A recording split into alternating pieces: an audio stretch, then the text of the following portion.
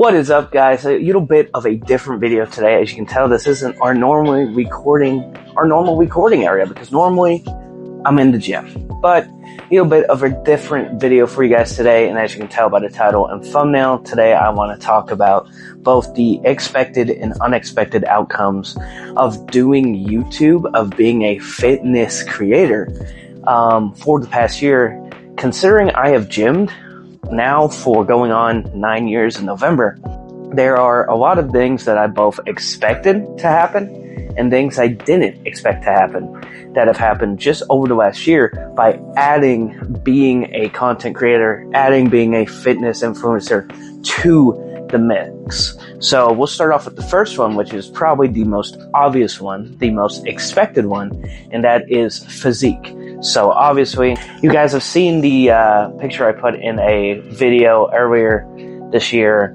that pointed out the difference between when I started the channel a year ago and now. And I do want to say that obviously a physique change was expected, because either way, I was gymming for a year. What I didn't expect is for it to read out and point out to me my body dysmorphia.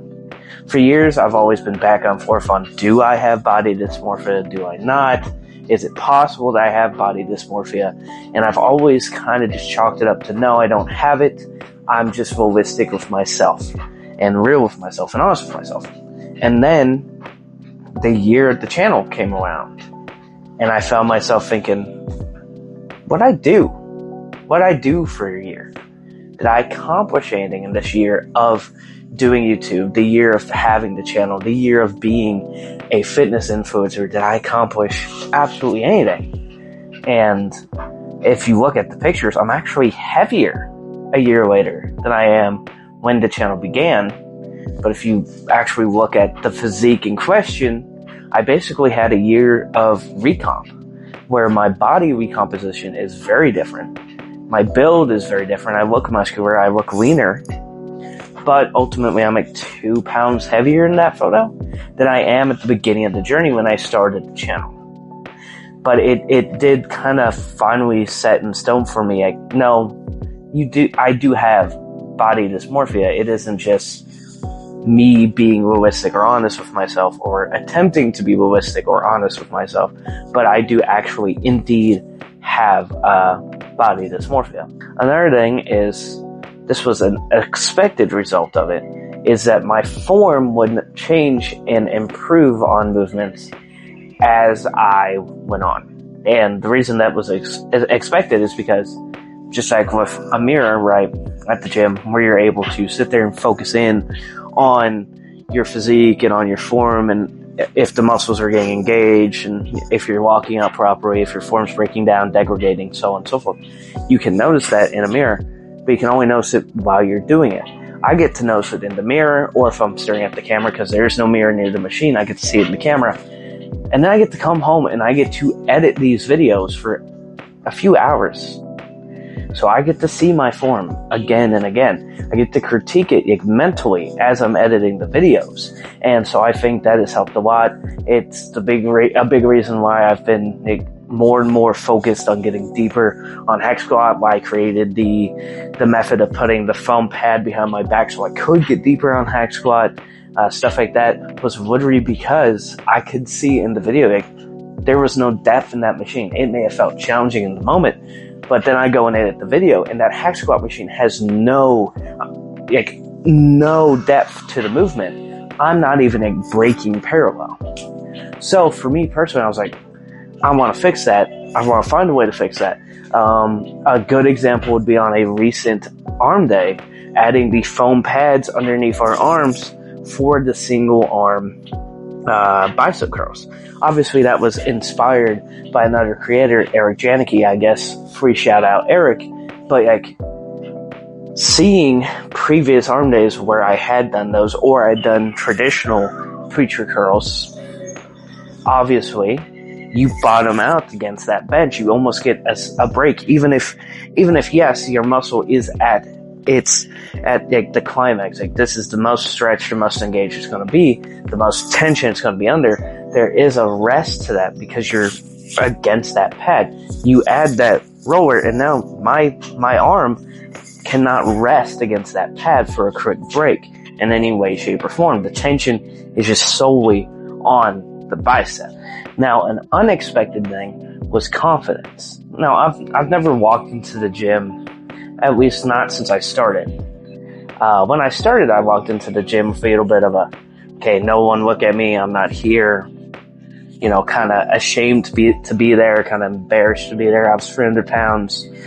For obvious reasons, I was not comfortable in that environment. But now, now that I'm much smaller than I was back then, not where I want to be, but I feel like I look like I work out, and I'm comfortable in the gym. It's like a second home to me, right? So for years, when I walked into the gym, I didn't have that anymore. So when I started the YouTube channel, especially here in the middle of Missouri, people doing content in the gym, doing content anywhere, is not very commonplace. So for me to walk into the gym with a tripod is completely unheard of. In fact, when I started the channel, it was kind of frowned upon.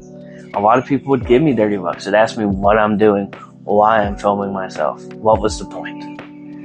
But a lot of them, when I said I used to be 400 pounds, as you can tell, I'm not that weight anymore. Most of you guys have gymmed with me, throughout that time period. And I wanted to start documenting it and putting it on YouTube. And a lot of people got behind that, supported it, and that definitely helped a lot. But I knew there was going to be this phase of coming into the gym and super awkward, the mic up and put the tripod down, and everyone sees you filming yourself, and it's going to be awkward to be standing off in a corner somewhere next to a machine talking, and you look like you're having a schizophrenic episode over in the corner somewhere. But I knew that was going to happen. And I knew that was going to happen, and I knew that I was going to get more comfortable doing it and more confident in doing it.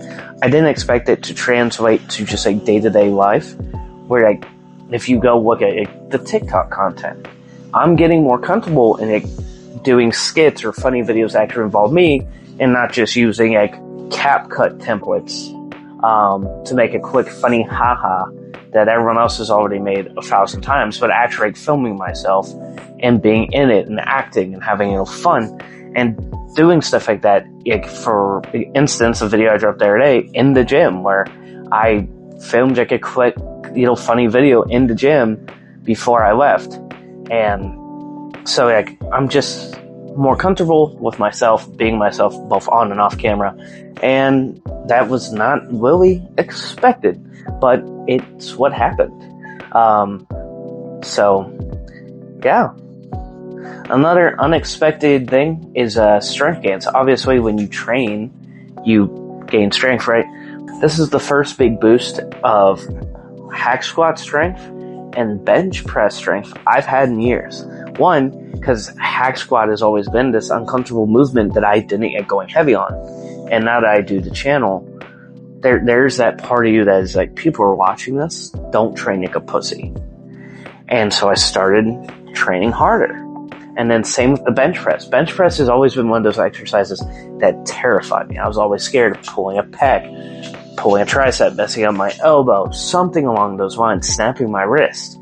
And so for absolutely years of my gymming career, right, I didn't move the weight up on bench press. I did 135 for reps for almost a decade. I've been gymming for 9 years, so almost a decade.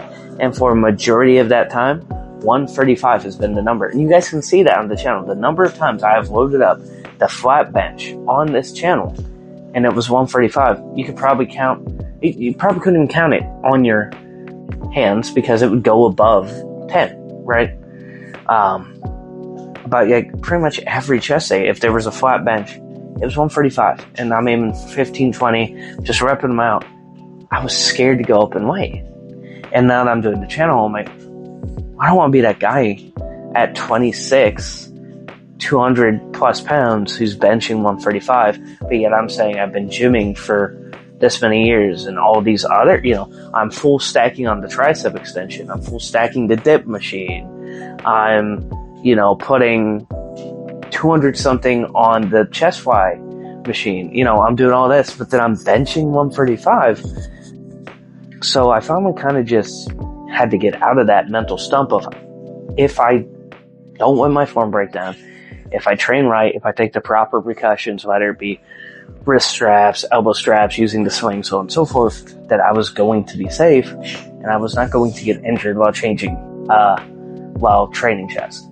So big strength gains here recently on both of those, because the intensity of my workouts has changed a lot since starting the channel, because I feel like I'm being held accountable.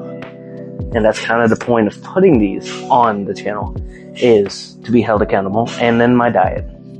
Definitely the most expected was the diet.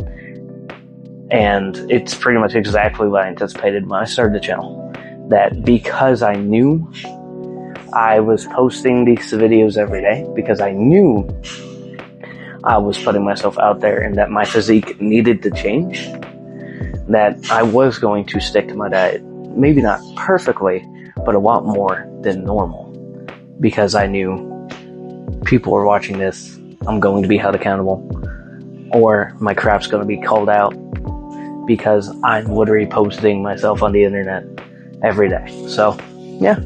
Those are a few things that over the past year of being a fitness influencer, I've noticed, both the expected and the unexpected. But that has been my experience of just being in this industry, being in this part of the internet for the past year. So yeah, hope you guys liked the video. If you liked the video, like it. If you made it this far in the video and you like it and you aren't subscribed, go and subscribe. You already made it this far anyways. This is not my normal kind of content, so if you like this video and you want to see what this channel is normally all about, go watch another video. Love and appreciate you guys. Go down to the link in the description and go make a donation to Make-A-Wish for Wishmas this year and help us grant a child's wish. We're aiming to raise, personally just for the channel, $10,000 for Make-A-Wish before the end of the year.